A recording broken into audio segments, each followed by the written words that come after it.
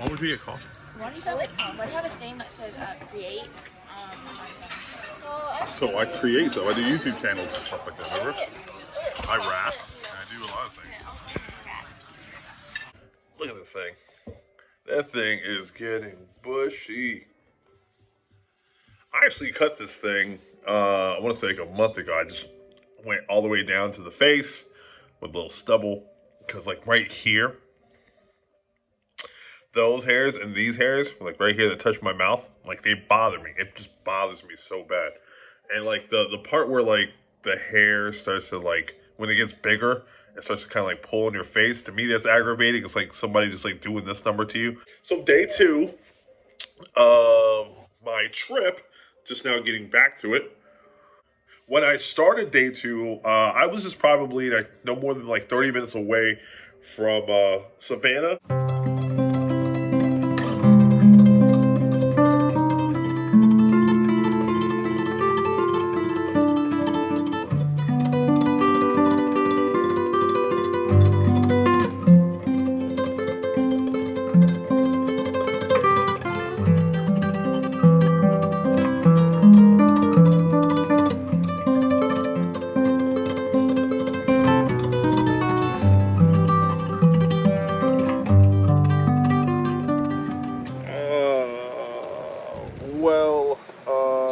I made it to Savannah, and I'll be honest with you, I'm very happy that I got here, because I was fighting demons just like that. I hit the wall. I thought I had like 4 more hours to kill, but no, complete exhaustion is here. So I got a theory, either coffee, it's definitely breakfast, so it's gonna be coffee and some food. We'll see which one wins. If I do need a nap, then I'll take a power nap, but we'll see.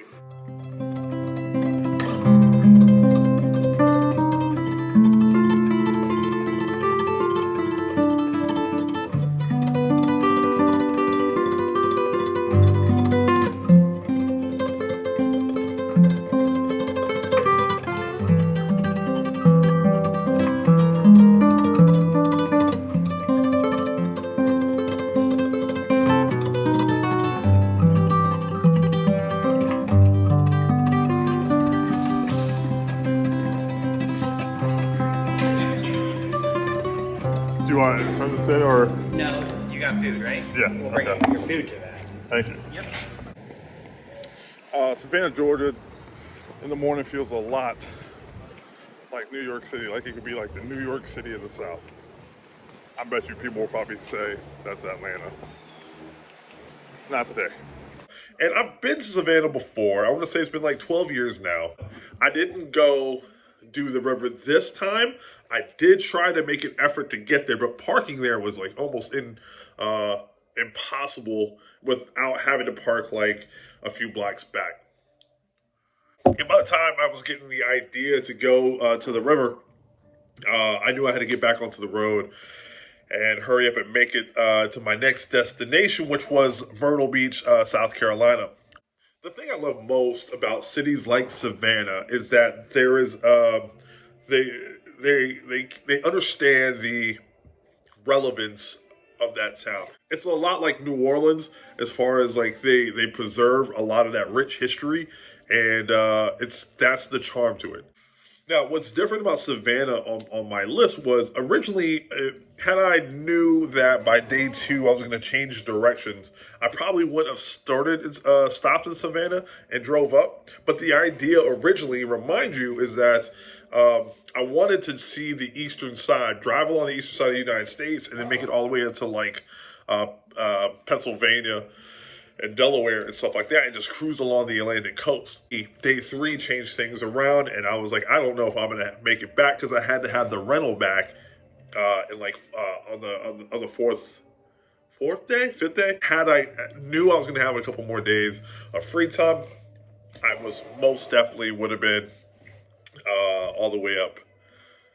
Would have went up the continued on my course, but here we are. I had also seen on the internet, I had learned about an ice cream shop called Leopold's Ice Cream. Like, this ice cream parlor It's been around for like over 100 years.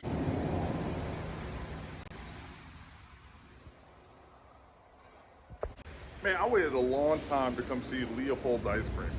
Uh, yeah, I heard about it like maybe a few months ago, but I wish it was open. I'd buy a T-shirt for sure. Let me go check it out.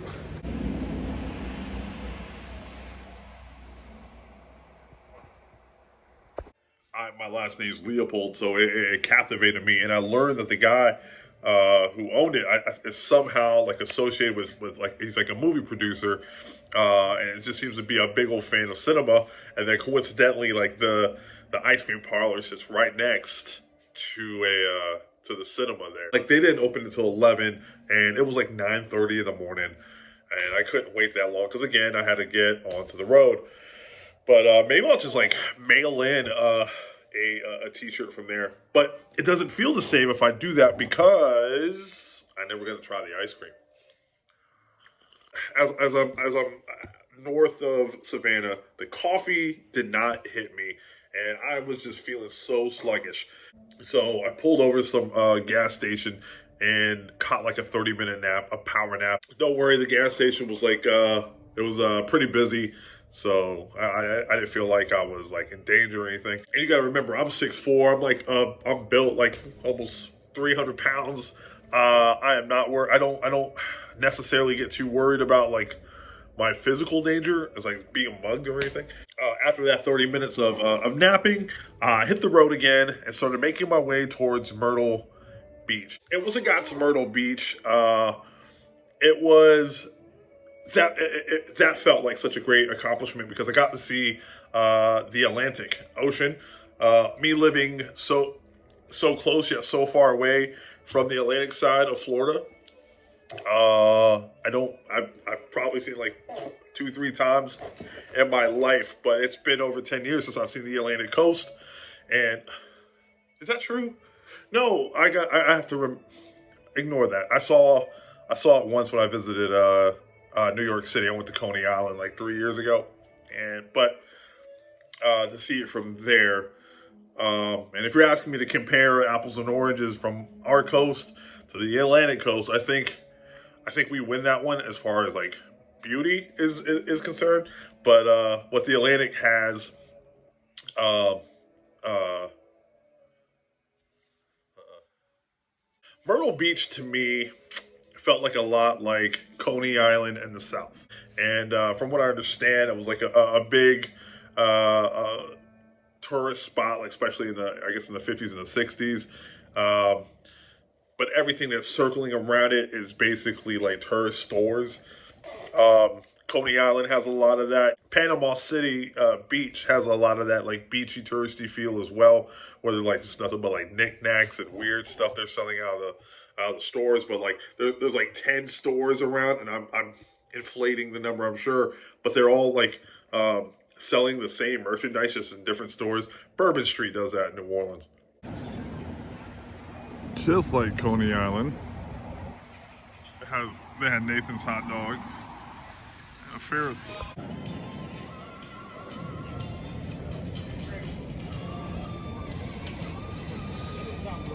Once I had my fill of like just taking a walk on the beach in Myrtle Beach, I started getting hungry, and I made a decision the day before that I was gonna eat nothing but barbecue, and because I wanted to try barbecue in every state, because I watch a lot of the Food Network. Barbecue runs rampant here in the South. I know in certain places in the North, but that's all I had. Barbecue was all I had on this trip. So I was originally headed to a restaurant called Sweet Carolinas in Myrtle Beach, and I pulled up to. I was about to start pulling up into the parking lot. Well, I drive by this place called Big Mike's Soul Food. Anytime that I come across a restaurant that looks like a shack, a little worn down from the norm. Looks like it fits like 25 people. My theory is that the food's got to be very good. And up to that rule has never, ever steered me wrong. In South Carolina, you know it's going to be good. They got fried gizzards, barbecue pig feet, Kool-Aid on that menu. Boy, look, that's $4. Oh, it looks so good.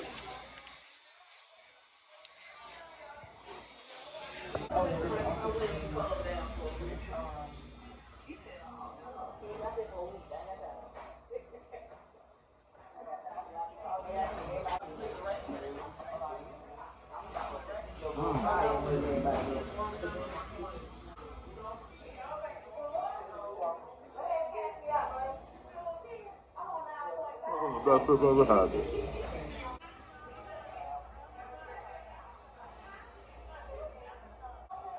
Cornbread. Alright, so one. Not to take anything away from Sweet Caroline's, I pulled up, I looked at the reviews, I even looked at TikTok um, recommendations, and people were saying great things about Sweet Caroline's. If I'm ever in Myrtle Beach ever again, I'll make sure to make a stop and try that out for sure. But I'm very happy that I made the stop at Big Mike's Soul Food. Good God, bro. Everything about it, the cornbread, the sides, the ribs, which were pork based ribs. I think I had. It was amazing. It just mind blows. It was mind blowing me, and I knew that afterwards I would feel so worn down because I was so full. So I ended up having to go visit a coffee shop, like a Starbucks, right afterwards to try to get me to hold me over because I had all intentions of driving to the next city that night. Man, Big Mike's, Big Mike's, it's got me slumped over, bro. That is some of the best, probably the best Southern soul food cooking I have ever had, bar none. Big Mike, sir, if you ever see this, 10 for 10. I wanted dessert, I just couldn't do it. I was watching a TikToker and looking for recommendations, and she was pointing out some of the things I saw, like the chairs were worn out, the tables look gross, like they were obviously used and worn down. So she's like, man, this has got to slap if this is what the place looks like, because if not, it's going to be. But it didn't miss. It definitely delivered. Whew. I'm praying as we speak for it to pass. Black owned and operated. I love seeing it. Definitely a cozy spot. I would definitely go back. I'd probably drive all the way to Myrtle Beach just to have that again. And the ribs, fantastic. Out of hot. In essence, a big part of this trip for me was I just felt like I needed to go out of my comfort zone. To be honest with you, a big part of me wants to turn around and just go back home, but I need to stay out to draw inspiration, to see that there's more people in this world, to do things that I've never done before. So when I go back home, I can focus in more on my craft, the things I want to do. For a long time, I've been distracted because I couldn't afford to do the things I've always wanted to do. Mainly, it's to travel, especially like at the base minimum, the United States in a car. I'm sleeping in a car. I'm sleeping in a car because I need to know, like, could I do it with like the bare minimum resources? That's why I do it. I can easily go get a hotel room, but where's the fun in that? I just needed something to challenge me a little bit. Yeah, it's gonna cost a little something, but I think the biggest return out throughout life is the gift of the experiences. I want to come back every time I leave town. I want to come back and knock it out, like get productive, handle my stuff, do something meaningful, and then get back on the road again. That's like the time between traveling is when I want to just knock it out of the park. It gives me motivation like a pendulum. Like I'm pushed here, and then it swings me to the other side. I started feeling weary, and I had to go look for a place to lay my head. So I end up in a Walmart parking lot, and what I do is I go park like the far end, trying to away from like other cars. But the comforting thing is that I'm not the only one. There's people, other people that are obviously like spending the night here. Like you see, like I see semi trucks, campers, other people just in vehicles, like just rusting it up, and it's comforting to know that I'm not like the only guy. And it's a public bathroom if you need it, but for the most part, and generally Walmart's do try to keep it clean. Like I would, if you're asking me to compare apples and oranges like that versus like a public park or something like that, as far as like facilities, I have to take the Walmart. General rest stops aren't promising, like especially on the interstate. I don't know where those are unless I guess I Google it. But typically, what I have on my phone is like the directions to the next city. So generally, when I do see the rest areas on the interstate, uh, either I'm too energized to stop, or I see like at night, or it's during the daytime, and I'm already good to go, and I'm trying to get from point A to point B.